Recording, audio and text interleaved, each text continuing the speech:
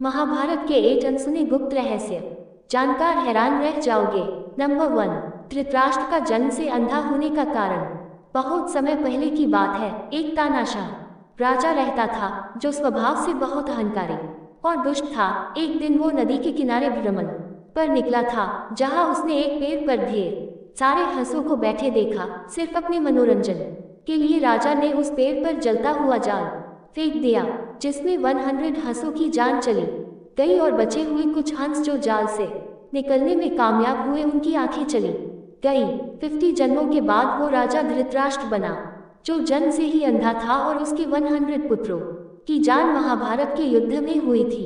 युद्ध खत्म होने के बाद धृतराष्ट्र ने ये दृश्य अपने दिव्य दृष्टि से देखा था और श्री कृष्ण से सवाल किया कि इस कर्म के भुगतान के लिए उन्होंने इस जन्म को ही क्यों चुना। उसका भुगतान पहले भी हो सकता था। तब श्री कृष्ण ने उन्हें उत्तर दिया कि पिछले जन्मों में उसके पास होने के लिए उतना नहीं था जिससे उनके उस पाप कर्म को पूरा समाप्त किया जा सके। नंबर 2, युद्ध के खेल में दुर्योधन, युधिष्ठिर और द्रौपदी के बीच ये संवाद हुआ था। अक्सर हम महाभारत के ऊपर आधारित फिल्मों और टीवी शो में देखते हैं कि पांडवों का नया महल को देखने आए दुर्योधन का अपमान द्रौपदी ने अंधे का बेटा अंधा कहकर किया था। लेकिन दोस्तों, असली महाभारत ग्रंथ में ऐसा एक भी श्लोक नहीं है जिसमें द्रौपदी ने दुर्योधन का उपहास किया हो। दरअसल जब युधिष्ठिर ने दांव में द्रौपदी को लगाया और हार गए, तब दुर्योधन ने दासी को भेजकर द्रौपदी को सभा में बुलाने का आदेश दिया था। द्रौपदी ने दासी से कहा कि वो जाकर युधिष्ठिर से पूछे कि उन्होंने जुए में पहले खुद को लगाया था या सिर्फ द्रौपदी को। इस बात पर दुर्योधन ने द्रौपदी से कहा कि वो खुद सभा में आकर युधिष्ठिर से ये सवाल पूछ ले। लेकिन द्रौपदी इसके बाद भी सभा में उपस्थित नहीं हुई थी। तब क्रोध में आकर दुर्योधन ने दुशासन से द्रौपदी को किसी भी तरह सभा में लाने के लिए कहा था। और दोस्तों, चिरहरण की शुरुआत अन्नराज कर्ण और दुशासन ने की थी। दुर्योधन उस समय शांत बैठे हुए थे। नंबर 3, अर्जुन और उलूपी का मिलन और उनके पुत्र की अहम भूमिका। वनवास के दौरान अर्जुन हरिद्वार पहुंचे, जहां उसकी मुलाकात उलूपी नाम की स्त्री से हुई। उलूपी बेहद आकर्षक थी और वह नागलोक की राजकुमारी थी। अर्जुन ने राजकुमारी के सामने शादी का प्रस्ताव रखा और उलूपी मान गई। दोनों की शादी हुई और उन दोनों का इरावन नाम का पुत्र हुआ। इरावन जबरदस्त योद्धा था और पराक्रम में अर्जुन से जरा भी कम नहीं था।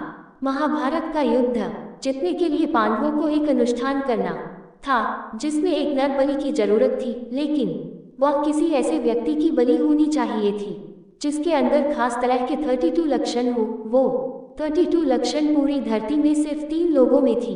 एक भगवान श्री कृष्ण, दूसरा अर्जुन और तीसरा इरावन। श्री कृष्ण और अर्जुन की बलि चढ़ाना असंभव था, इसलिए इरावन ने खुद अपनी बलि चढ़ाने की गुजारिश की। उसकी एक ही इच्छा थी कि वो रणभूमि में वीर गति को प्राप्त हो। इरावन कुंवारा न मारे, इसलिए श्री कृष्ण ने मोहिनी का रूप रखकर उससे शादी की थी। इरावन ने अपने 32 टुकड़े कर काली माँ को चढ़ा दिए और खुश होकर काली माँ ने पांडवों को विजय होने का आशीर्वाद दिया था। काली माँ ने इरावन को जीवित भी किया था, लेकिन उसकी इच्छा अनुसार वो युद्ध में लड़ते हुए भी मारा गया था। दक्षिण भारत में आज भी इरावन की पूजा की जाती है। नंबर 4, पांडवों ने गंधर्वराज को परास्त कर दुर्योधन को किया था मुक्त। वनवास के दौरान जब पांडव जंगल में एक तालाब के किनारे रुके हुए थे, तब दुर्योधन और कर्ण ने उनकी ये दशा देखने और उनका मजाक उड़ाने के लिए वहां जाने की योजना बनाई। वहां दुर्योधन की लड़ाई गंधर्वों से हो गई। दुर्योधन की सेना को गंधर्वों ने खत्म कर दिया। कर्ण को उन्होंने दौड़ते हुए वापस भगा दिया और दुर्योधन को बंदी बना लिया था। इसके बाद अर्जुन और भीम ने गंधर्वों से युद्ध किया। अर्जुन ने गंधर्व राज को परास्त कर दुर्योधन को मुक्त कराया था। दुर्योधन ने अर्जुन से खुश होकर कुछ मांगने के लिए कहा। अर्जुन ने दुर्योधन से कहा कि उसे कुछ नहीं चाहिए, अगर कुछ चाहिए होगा तो मांग लेगा। नंबर 5, भीष्म ने अपने ब्रह्मचर्य की शक्ति और मंत्र शक्ति से तैयार किया था 5 दिव्य तीर। युद्ध से पहले दुर्योधन ने भीष्म पितामह से कहा था वो जानता है कि भीष्म पांडवों को जानबूझ कर नहीं मारेंगे। इस बात से क्रोधित होकर भीष्म पितामह ने 5 पांडवों के लिए 5 तीर तैयार किए। अपनी जीवन भर की ब्रह्मचर्य की शक्ति और मंत्र शक्ति उन तीरों में डाल दी। वो तीर पांचों पांडवों को खत्म कर सकते थे। पितामह उन तीरों को पांडवों के खिलाफ इस्तेमाल करने ही वाले थे, लेकिन दुर्योधन को उन पर यकीन नहीं था। दुर्योधन ने वो तीर अपने पास रख लिए और जाकर उन्हें एक तालाब में छुपा दिया। श्री कृष्ण ने अर्जुन को दुर्योधन और गंधर्वों का किस्सा याद दिलाया और कहा कि वह दुर्योधन से वे तीर मांग ले। दुर्योधन ने क्षत्रिय धर्म निभाते हुए वो 5 तीर अर्जुन को दे दिए थे, वरना पांडवों का अंत तय था। नंबर 6, युधिष्ठिर का शरीर समेत स्वर्ग में प्रवेश करने का कारण। इस दुनिया में 5 तत्वों का शरीर जो भी धारण करता है, मृत्यु के समय उसे ये शरीर धरती माँ को लौटाना ही पड़ता है। इसके एकमात्र अपवाद पांडुपुत्र युधिष्ठिर है। दोस्तों, भले ही वे धर्मराज हो और उन्होंने अपना पूरा जीवन धर्म के अनुसार व्यतीत किया हो, लेकिन फिर भी उनका शरीर समेत स्वर्ग जाना एक अनोखी बात थी। लेकिन इसके पीछे एक रहस्य है। दरअसल किसी श्राप के कारण यमराज को धरती पर जन्म लेना पड़ा था। वो और कोई नहीं बल्कि विदुर थे। विदुर को युद्ध में शामिल नहीं होने दिया गया था, क्योंकि स्वयं यमराज को मरना असंभव होता है। विदुर ने जब अपना आर्थिक देह त्याग किया, तब वो अपना अंश युधिष्ठिर को दे गए थे, क्योंकि युधिष्ठिर भी धर्मराज थे। यही वजह है युधिष्ठिर शरीर के साथ स्वर्ग में प्रवेश कर पाए, क्योंकि उनके साथ स्वयं यमराज का अंश था। नंबर 7, मृत्यु के समय भीष्म पितामह का बाणों की छव पर सोने का कारण। भीष्म पितामह ने घायल अवस्था में श्री कृष्ण से पूछा था कि उन्होंने सारी उम्र धर्म का पालन किया है, आखिर उन्हें अंतिम क्षणों में इन तीरों की सया में क्यों सोना पड़ा। तो श्री कृष्ण ने भीष्म को उनके 72 जन्म पहले का दृश्य दिखाया था। उस समय कुछ स्त्रियां तालाब में नहा रही थी। वहीं पास में एक सांप मौजूद था। भीष्म को लगा कि कहीं ये सांप उन्हें डस न ले, इसीलिए उन्होंने उस सांप को पकड़कर दूर फेंक दिया। वो सांप जाकर बाबुल के पेड़ पर गिरा और उसका सारा शरीर कांटों से छल्ली हो गया था। इसी कर्म का भोग उन्हें इस जन्म में करना पड़ा था।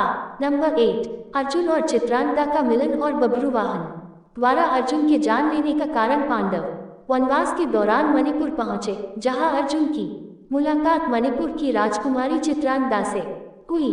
अर्जुन चित्रांगदा पर मोहित हो गए और उनसे शादी करना चाहते थे, लेकिन चित्रांगदा के पिता नहीं चाहते थे कि उनकी पुत्री और उनके पुत्र मणिपुर छोड़कर बाहर जाए। अर्जुन ने महाराज को भरोसा दिलाया कि शादी के बाद चित्रांगदा और उनका पुत्र मणिपुर में ही रहेगा। शादी के बाद अर्जुन और चित्रांगदा का एक पुत्र हुआ, जिसका नाम बब्रुवाहन था। वो पराक्रम में अर्जुन से भी ज्यादा पराक्रमी हुआ। युद्ध खत्म होने के बाद अर्जुन अश्वमेध यज्ञ का घोड़ा लेकर जब मणिपुर पहुंचे, तो उनकी बहस वहां के महाराज से हुई, जो खुद बब्रुवाहन थे। युद्ध में बब्रुवाहन ने अर्जुन को जान से मार दिया। फिर उन्हें एहसास हुआ कि वो उनके पिता है। अर्जुन की दूसरी पत्नी उलूपी ने ही बब्रुवाहन को अर्जुन के खिलाफ भड़काया था, और उलूपी ने ही अपनी नागमणि से अर्जुन को पुनर्जीवित किया। अर्जुन ने शिखंडी के पीछे छुपकर भीष्म पितामह की जान ली थी। इसी वजह से उन्हें विष्णु का श्राप लगा था कि उनकी मृत्यु उनके जैसे पराक्रमी योद्धा के हाथों होगी। इसी श्राप से अर्जुन को मुक्त कराने के लिए उलूपी ने ये चाल चली थी। वीडियो पसंद आए तो वीडियो को लाइक, शेयर और चैनल को सब्सक्राइब करना ना भूलें। जय श्री राम।